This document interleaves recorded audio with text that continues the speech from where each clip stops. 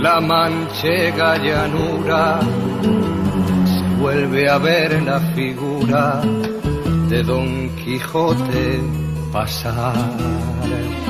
Hola amigos, bienvenidos a su programa Los Cuentos del Tío Pepe.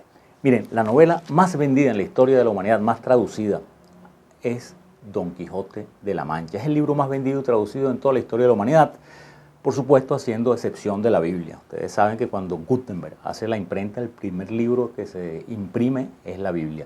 Pero si hablamos de novelas, de obras de literatura, la obra de literatura más famosa de la humanidad, sin que nos quede nada por dentro, es Las aventuras del ingenioso hidalgo Don Quijote de la Mancha.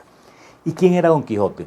Bueno, Don Quijote era un caballero cincuentón, pues tendría 50 y tantos años, que se llamaba Alonso Quijano. Eso es muy importante en nuestra historia, que se llamaba Alonso. Y Quijano, él se cambia de Quijano a Quijote. ¿Y por qué? Bueno, como él tenía esas ansias pues de justicia, de grandeza, fíjense que todo lo que termina en ote es más grande que lo que no termina en ote. Por ejemplo, grandote es más grande que grande, o gordote es más gordo que gordo.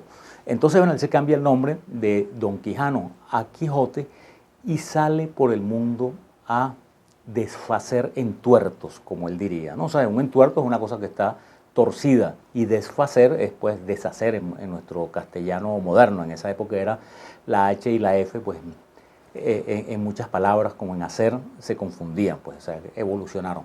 Entonces Don Quijote sale a desfacer entuertos, a hacer justicia y a enfrentar ejércitos o personas o cosas, porque algunos eran monstruos y cosas parecidas, gigantes, etcétera, muchísimo más grandes a sus fuerzas, pero él no les tiene miedo. Él arremete contra los ejércitos, él arremete contra los gigantes que eran los molinos de viento, y en una ocasión arremete contra un ejército que resulta que era nada más que una oveja. Pero miren amigos, ¿qué tal si yo les digo que la fuente de inspiración de Cervantes es un caraqueño? Que un caraqueño inspiró a Cervantes a crear ese personaje de Don Quijote. Por supuesto, Cervantes pues no le vamos a quitar los méritos de que eso le añadió pues todo el colorido, y le añadió a Sancho Panza y le añadió pues una obra literaria y de un humor excelente. Pero el personaje que inspiró a Cervantes con bastante seguridad, como van a ver ustedes en el transcurso de nuestra historia, era caraqueño. Y ese es el programa que les tenemos hoy, que lo hemos titulado Don Quijote era caraqueño. Y vamos a comenzar con nuestra historia. Ustedes saben, Caracas se funda el año de 1567 por Diego de Lozada. Caracas, le voy a decir, aquí vivían los indios toromaimas, era una familia caribe, pues, pero esos indios toromaimas eran bravísimos. A Caracas trataron de fundarlas varias veces, la más famosa antes que esta es la de Francisco Fajardo, ese indio mestizo que llegó y fundó el Hato de San Francisco. Mucha gente dice que no, que se fundó la ciudad de Caracas, pero se perdió la fundación. Pero no es sino hasta 1567 que llega Diego de Lozada con 136 hombres y 2 curas y funda la ciudad. Entre las personas que venían con Diego de Lozada, entre esos 136 españoles, estaba un personaje que se llamaba Alonso Andrea de Ledesma. Cuando se funda la ciudad, Diego de Lozada la parcela, de alguna forma, como ven en el mapa, este mapa famoso de Juan de Pimentel, que la fecha que se le atribuye es 1578, seguramente se hizo un par de años después, pero Juan de Pimentel hace este plano en el que está cómo se había distribuido la ciudad. Y nuestro amigo Juan Gantón pues se dio la tarea de ponerle nombres a las parcelas, con números a las parcelas, con los nombres de las personas que las habitaban. Y vean allá arriba, en lo que hoy es la esquina de Jesuitas, pues en el lado este, el número 34. Esa era la parcela de nuestro héroe Alonso Andrea de Ledesma. Fíjense que un poquito más arriba está la quebrada de Catuche, y se sabe por actas del Cabildo y cosas que se han encontrado pues en una de nuestras referencias, que es el libro Caracas, la ciudad de los techos rojos de Enrique Bernardo Núñez, se sabe que en algún momento se hizo un decreto, una ordenanza para que taparan las acequias. El agua de la ciudad se distribuía desde Catuche por acequias, o sea, eran canales abiertos, que entonces iban por las calles y ensuciaban todo. Y hacen, como les digo, una ordenanza de que tienen que taparlos, y don Alonso Andrea de Ledesma dice que él no tiene que taparlos, él está muy cerca, qué sé yo qué, pero se sabe que él estaba en esa parcela y cerca de lo que se llama la caja de agua. La caja de agua hoy en día, pues la esquina caja de agua, queda un poquitico más al oeste.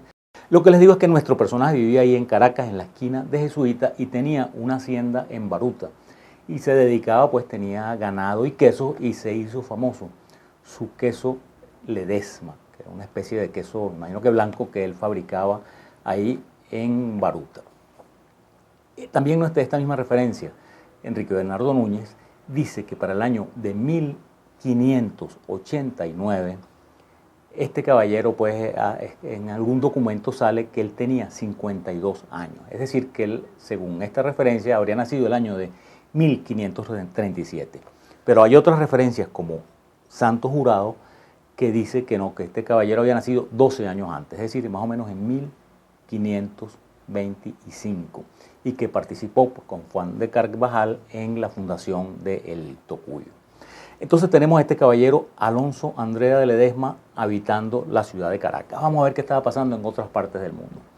Mire, en ese momento no había guerra entre España e Inglaterra, pero viene lo que fue la gran hazaña para los ingleses, pues para los españoles no, de Francis Drake. Francis Drake, miren, vino a América, no había guerra, le repito, saqueó, robó, hizo una serie de cosas. Hay una muy famosa, pues, que cerca de una ciudad que se llamaba En Nombre de Dios en Panamá, que venía el oro de Perú en caravanas de mulas. Él desembarca, ataca la caravana y roba tanto oro y tanta plata que viene huyendo, eran más de 20 toneladas, y no puede llevársela, vienen los españoles acechándolos y persiguiéndolos y la entierra en una playa. Y de ahí viene aquella tipo leyenda, tipo mito de los piratas, de que ellos entierran en la playa sus tesoros y hacen un mapa y lo dividen en dos. Pero lo importante de Francis Drake, él después le da la vuelta al mundo, sigue más o menos la ruta de Magallanes, pero llega a California, bueno, en el camino va saqueando, robando barcos, asaltando, haciendo cualquier cantidad de cosas, pues, y le da la vuelta al mundo. Y cuando llega a Inglaterra, se los presento ahí en inglés, eso está lo pueden ver en la página de Wikipedia en inglés de Francis Drake, pero también historiadores como el profesor Rufus Fear lo mencionan tal cual como se los voy a leer y se los coloco ahí en inglés. La mitad de la reina de la carga que traía Francis Drake sobrepasó al resto de los ingresos de la corona por el año entero. Imagínense, lo que ese señor saqueó y robó en ese viajecito sobrepasó a la mitad de todo el ingreso de Inglaterra en lo que quedaba de ese año. Estamos hablando de que eran unas fortunas gigantescas. Entonces, nace en Inglaterra una cosa, bueno, se desarrolla una cosa que ellos llamaban privateers, o sea, vamos a decir privaters, escrito en español, y para ellos privaters. Pero para nosotros no es otra cosa que corsarios o piratería con patente de corso. Vamos a hacer una primera pausa y vamos a ver cómo uno de esos privaters viene a Caracas y es detenida por nuestro Alonso Andrea de Ledesma. Amigos, seguimos hablando de este Quijote venezolano, pero cuando digo esto, miren, allá arriba me debe estar regañando don Francisco Herrera Luque. Fíjense lo que dice Francisco Herrera Luque. Dice, tan hermosa y verídica es esta historia desconocida por los venezolanos, que llegamos al extremo de afirmar que Alonso es el Quijote venezolano, cuando más bien deberíamos decir que Don Quijote es el Ledesma español. Vamos a decir, desde hace mucho tiempo muchos autores dicen que el Quijote pues es este caballero, Alonso Andrea de Ledesma, llevado allá a un lugar de la Mancha de cuyo nombre no quiero acordarme. Les estaba hablando pues de que la hazaña, por decirlo así, pues como desde el punto de vista de inglés, de Francis Drake genera en Inglaterra una gran ansia de hacer lo mismo. Eso traía gloria, o sea, traía fama y dinero fácil. O sea, fíjense, ese dineral que este hombre en una sola expedición trajo más que la mitad de todos los ingresos de Inglaterra. Eso nos lleva a decir que obviamente la primera potencia mundial en ese momento era España. Las dos grandes potencias, pues según el mismo profesor Rufus Fear, las dos grandes potencias en ese momento eran España y el Imperio Otomano. O sea, España tenía, con esa cantidad de dinero que se llevaba aquí, pues era una grandísima potencia. Entonces empiezan a salir estos ingleses, estos corsarios, pues que tenían patente de corso, las reinas les daban permiso. ¿Y en qué consistía eso, ese privateers? Que ellos, las reinas les daban permiso, ellos venían a saquear, a robar y todo eso, le daban una parte a la reina, como hizo Francis Drake. Claro, ellos se comprometían a que no iban a atacar ni a los barcos ingleses ni de naciones amigas, pero a los barcos españoles, portugueses, a los puertos españoles y portugueses, a eso sí los atacaban indiscriminadamente, pues, y asesinaban y robaban, como vamos a seguir viendo en el transcurso de nuestra historia. Entonces, uno de estos privateers se llama Amías Preston. Y él venía acompañado con un gran amigo de él que se llamaba George Somers. George Somers, del sí conseguí imágenes, porque George Somers es el fundador de las Bermudas. Entonces, al final, pues alcanzó más fama, aunque él era el segundo en mando después de Amías Preston. Pero si llegamos al año 1585, es la guerra entre España e Inglaterra. Ahora sí es una guerra, es cuando los españoles arman la Armada Invencible, pues que nada de invencible, pues fue derrotada primero por los ingleses y después por los malos tiempos, y ya están ambos países en guerra. Y llegamos al año de 1595 y este privateer Amías Preston organiza una expedición para acá, pues, para nuestro país, para Venezuela, para Caracas, Cumaná, Coro, etcétera, que eran las pocas ciudades que teníamos aquí. Entonces él viene, pues para en Madeira, roban, queman, etcétera, vienen por ahí haciendo sus desmanes. Y por otro lado, unos meses antes salió una expedición de Walter Raleigh, que es el otro pirata súper famosísimo, ¿no? La expedición de Walter Raleigh venía también para acá, para Venezuela, buscando a Manoa. Manoa, pues, es el Dorado, es ese lago donde vivía el rey dorado que se bañaba en oro, que no sabemos qué placer puede tener bañarse en oro. Pero eso era lo que se creían los europeos y estaban buscando esa ciudad con esa avidez de oro. Y viene Walter Raleigh por un lado, que entra por las bocas del Orinoco, y unos meses después viene Amías Preston. Amías Preston pues llega a Margarita, Trinidad y llega a Cumaná. Cuando llega a Cumaná, los cumaneses agarran y se van. Dejan la ciudad desierta, se llevan sus joyas, pertenencias, dinero, etc. Pero como les digo, tienen que negociar igual con Amías Preston para que no les incendie la ciudad, porque el tipo que se llevaron el oro, pues bueno, igual me pagan, como diríamos ahora, se me bajan de la mula o les incendio la ciudad. Entonces los cumaneses pagan una cantidad enorme de dinero y evitan que Amías Preston les queme la ciudad. Sin embargo, después cuando Raleigh sale de las bocas del Orinoco, va otra vez y les vuelve a cobrar. Esta vez no pagan los cumaneses, ya se habían quedado sin real y les incendian la ciudad. Entonces Amías Preston se viene a Caracas. Y aquí quiero que se me pongan en contexto. Cuando uno lee montones de bibliografías que hay por ahí, uno se imagina Caracas una ciudad colonial, una ciudad mediana, no. En una de nuestras referencias de Santos Jurado, él dice que es muy difícil decir qué población tenía Caracas, pero que lo más probable es que la población de Caracas haya sido en ese momento del orden de 2.600 habitantes, o sea, una aldea.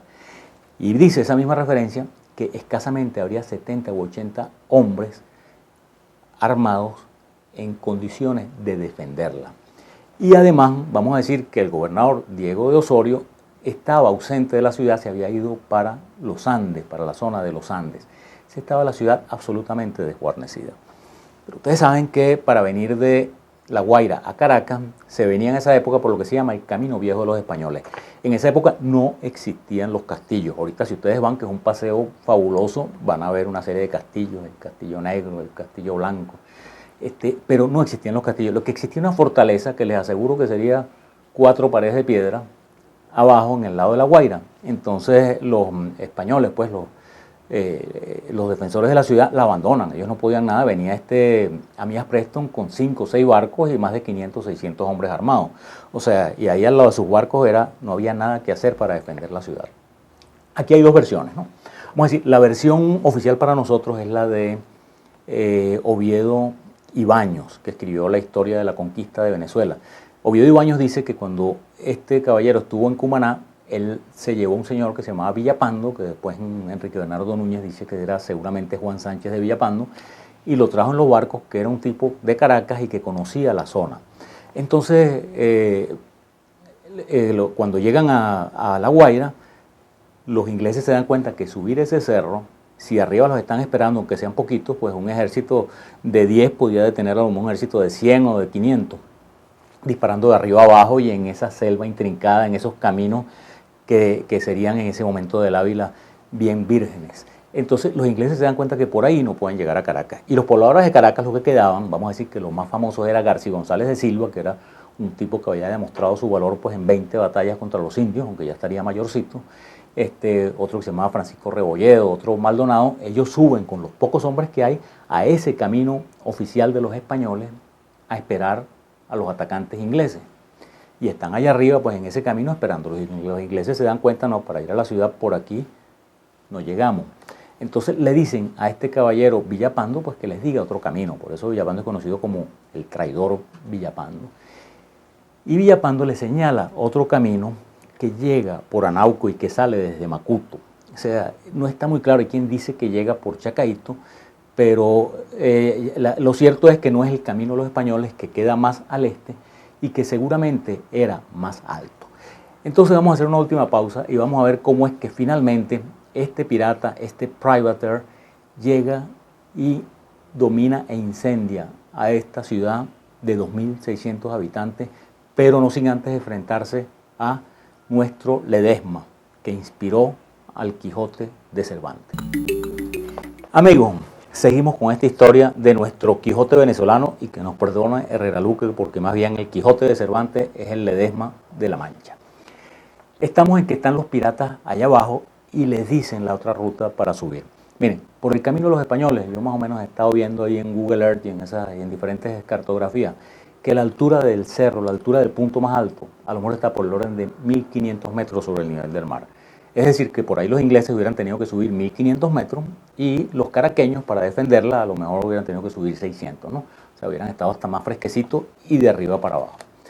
La ruta por la que subieron posiblemente tenía 1.800 metros. O sea, esos ingleses tenían que echarle pichón para subir, además que venían con arcabuces, municiones que eran de plomo, pólvora, seguramente agua, comida, etc. Y tenían que pernoctar, de hecho pernoctaron. Estamos en el 28 de mayo de 1595 y sale ese ejército inglés que Oviedo Ibáñez nos dice que era de 500 personas, en versiones inglesas dicen que eran 200 y en otras versiones, que son las que más nos creemos, dicen que serían como 300 piratas ingleses armados.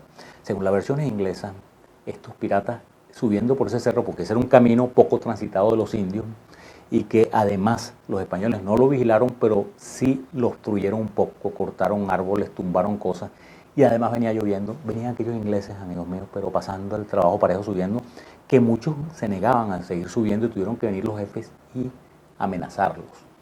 Pero total, pues con la lluvia y la cosa, atraviesan el cerro, tienen que pernoctar, pero amanecen el día 29 de mayo ya en Caracas, vamos a decir que por Anauco, por esa zona de ahí.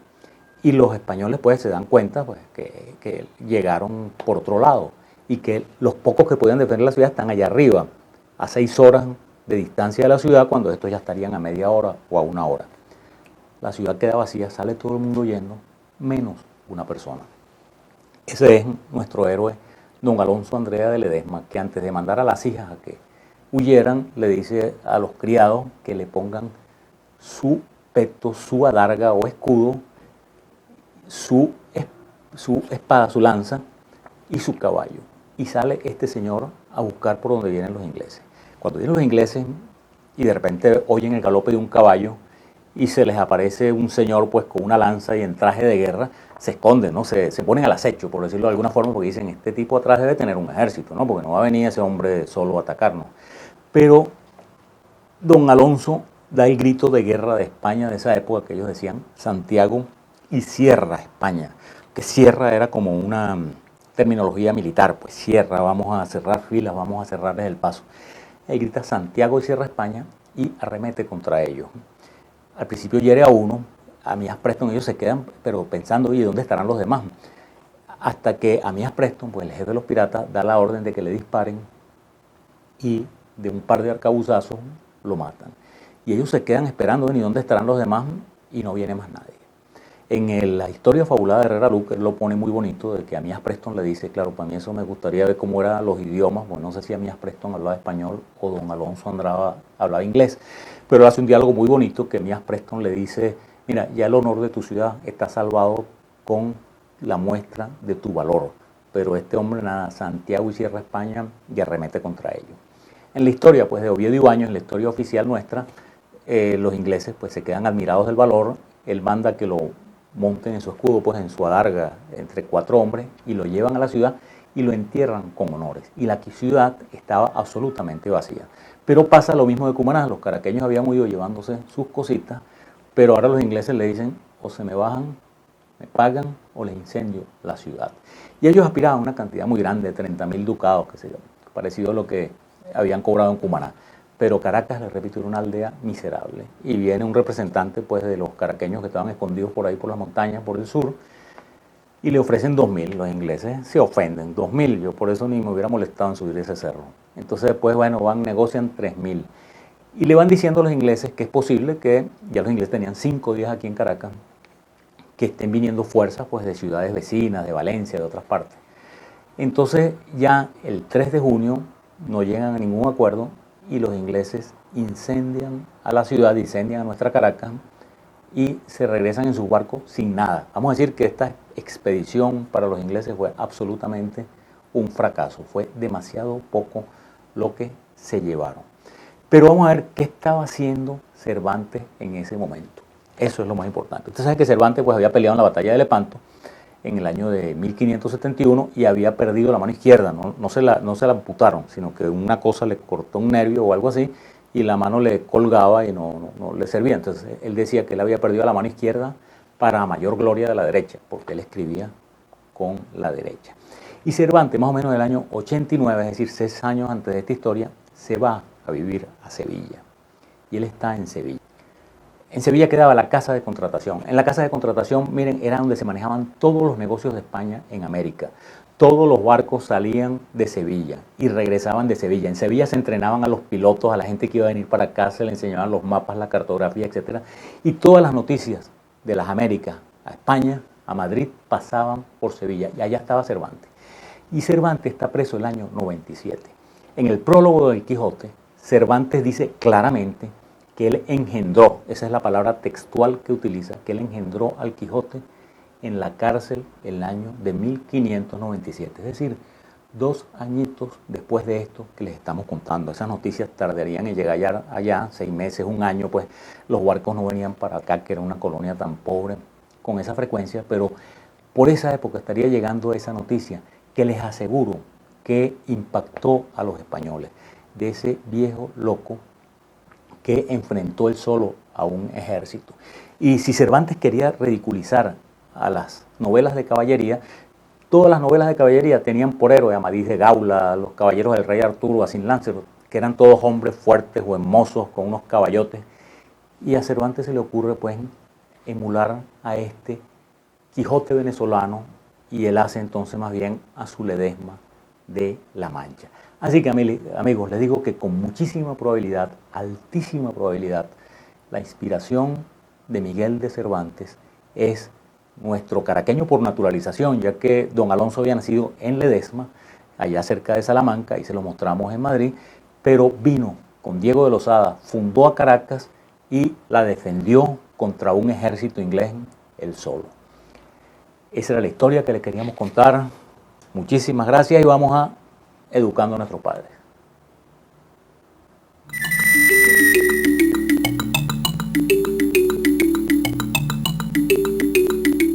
Educando a nuestros padres.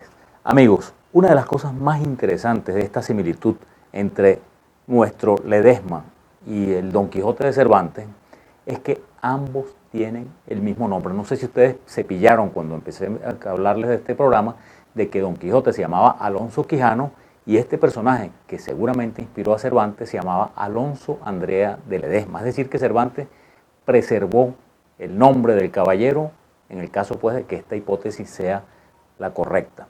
Yo les quiero hacer algunas aclaratorias. He leído un par de versiones en libros ingleses de este acontecimiento, pues de esta invasión de los piratas a Caracas. Y les voy a decir, las similitudes son muy grandes. Les voy a decir primero las similitudes y después las diferencias. Primero, que los piratas llegaron y no subieron a Caracas por el camino real de los españoles, que subieron por una pica extraña, la cual había sido obstruida por los españoles, pero no estaba defendida. Había sido obstruida, que habían tumbado árboles y cosas para dificultarlo, pero no era la pica principal. Segundo, que un traidor fue el que les dio el pitazo. Y tercero, que hubo un encuentro, un enfrentamiento al llegar al Valle de Caracas en el que falleció un español. La diferencia con la versión española, la versión de Oviedo Ibáñez, es que él dice que fue una sola persona que fue a defender la ciudad. Los ingleses dicen que hubo una escaramuza, que habían varias personas del lado de los defensores de la ciudad, pero no aclaran si eran muchos o si eran pocos, sino que uno escaramuza y los españoles o pues los defensores de la ciudad huyeron. En el Educando a nuestros padres, yo lo que les quiero hacer énfasis es en resaltar las magníficas virtudes de Don Quijote, de desfacer entuertos. Yo les pido a ustedes que se conviertan en unos desfacedores de entuertos, pero eso sí, con los pies sobre la tierra, sin arremeter contra ejércitos, sin arremeter contra molinos de viento, sino ubicando bien cuál es el problema, cuál es el entuerto y deshaciéndolo de la manera más razonable y eficiente. Muchísimas gracias, muy buenas noches y los esperamos en un próximo programa, Los Cuentos del Tío Pepe.